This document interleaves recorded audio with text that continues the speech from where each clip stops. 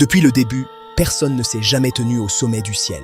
Pas vous, pas moi, pas même les dieux. Pour Sosuke Aizen, le monde n'est qu'une scène où il a décidé de réécrire le scénario. Il n'est pas seulement un traître, il est une force de la nature qui rejette les lois établies. Il a planifié chaque seconde de la vie de ses adversaires, faisant d'eux les pions d'un jeu qu'ils ne pouvaient pas comprendre. Sa quête de puissance n'était pas guidée par l'ambition vulgaire, mais par le narcissisme intellectuel. Il voulait tester ses propres limites, voir jusqu'où un esprit supérieur peut plier la réalité à sa volonté.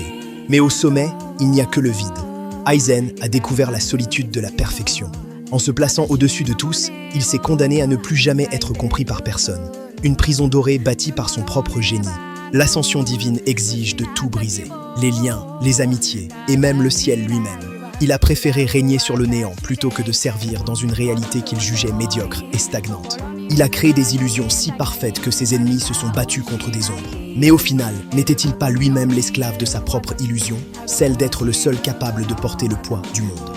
La chute fut aussi grandiose que l'ascension. Dans ses derniers instants de liberté, Aizen a peut-être entrevu ce qu'il cherchait vraiment. Un égal. Quelqu'un pour partager le fardeau de la vérité. Sosuke Aizen reste le symbole du narcissisme poussé à son paroxysme. Un homme qui a voulu devenir Dieu pour ne plus avoir à supporter la bêtise humaine. Il a laissé derrière lui un monde transformé, mais à quel prix? Aizen était-il un visionnaire incompris ou simplement le plus grand manipulateur de l'histoire? La solitude justifie-t-elle de tout détruire? Répondez-moi en commentaire. À bientôt.